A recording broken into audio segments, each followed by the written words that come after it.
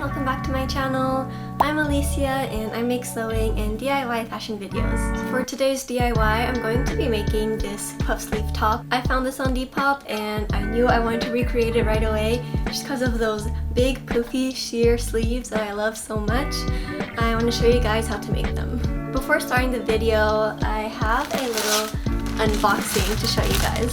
So this brand called SILKSILKY actually reached out to me and offered to send me 2 of their silk dresses, and they finally arrived, so I'm going to open them with you.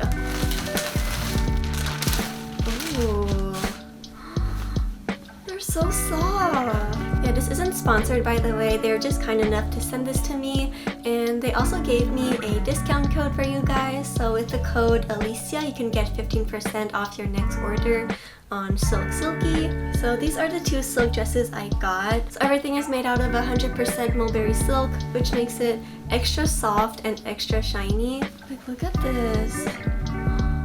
Wow, such a pretty fabric. So I especially like this color. It's like a sage greenish and it has a crisscross back. Also, it might come in the packaging a bit wrinkled, so just iron it out once you have it. And the other one I got is in this ivory color and has a bit of lace on the top and on the hem. And I love silk dresses, especially for like layering.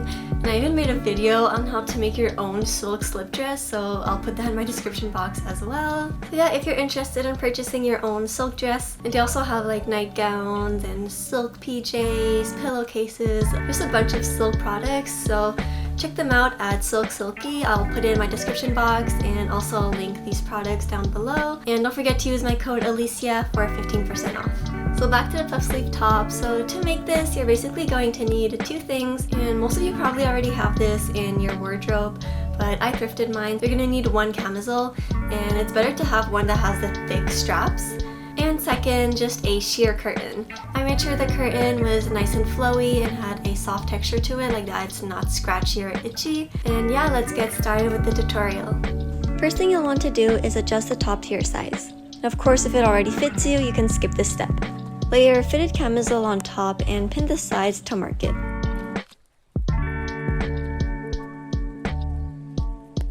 And then sew both sides with a zigzag stitch.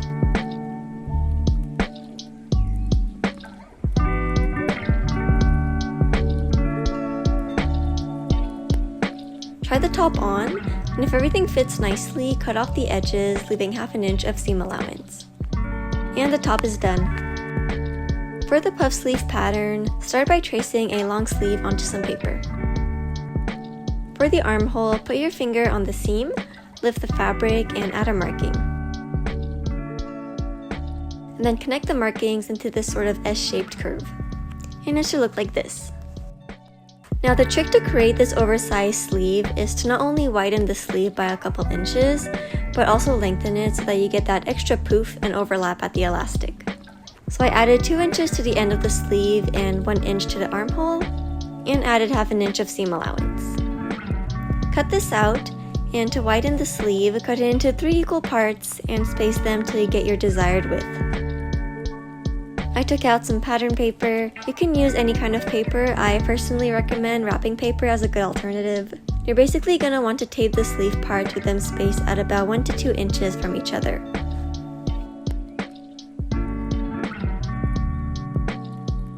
Connect the armhole with a curve and cut out the new sleeve pattern.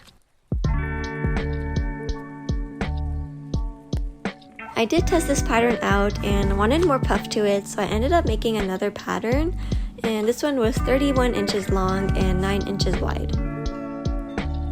Place your pattern onto your sleeve fabric with it on fold, pin it, and cut it out.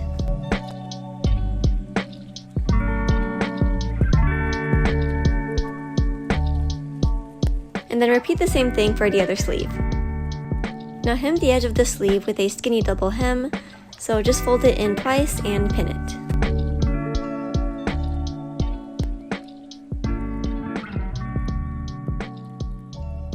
Also leave about 1 inch unsewn on each side, and we'll sew it up at the end.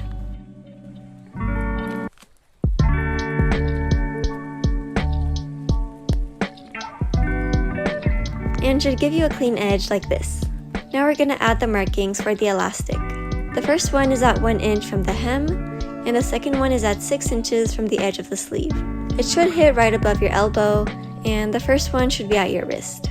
You'll want to measure the elastic for it to fit comfortably around your arm. Mine was 10.5 inches and 7 inches for the wrist. Pin the ends of the elastics to both ends and then stretch it to pin it evenly on top of the marking.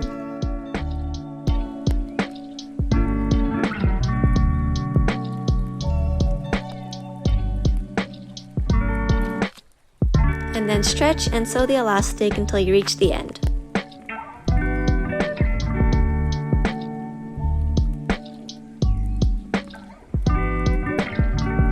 Next, repeat the same thing for the other elastic, so pin it evenly to the marking and stretch the elastic as you sew it. And now we're going to close up the seam with a French seam. To do that, fold the sleeve wrong sides together so the insides are touching, pin and sew it as close as possible to the edge.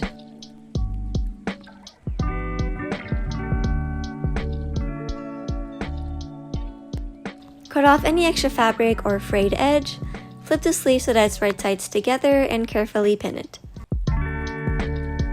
Sew it in at 1/2 inch, like that the raw edge is enclosed inside the fabric. Sewing French seams are especially helpful for thin fabrics that fray a lot like this one.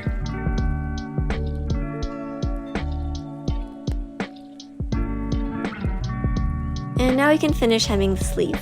So just fold it in twice, pin and sew it. And the last step is to sew the sleeve to the top. We'll need to gather the top of the sleeve for it to fit the armhole, so sew a basting stitch to the sleeve cap.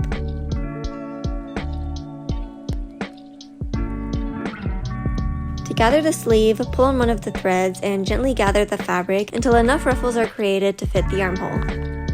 I like to concentrate the ruffles on top to create that extra puffiness. Now place the sleeve right sides together to the tank top, add pins evenly across the armhole, and sew it down.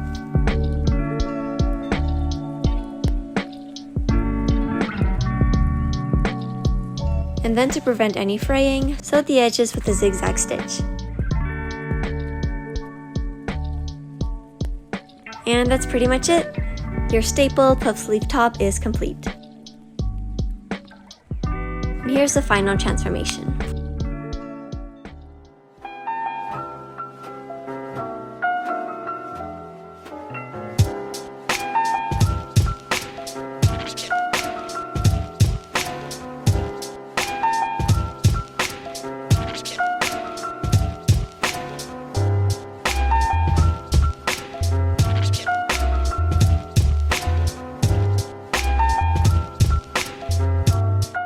Thank you so much for watching this video. I hope this was helpful and gave you new ideas to upcycle your own clothes.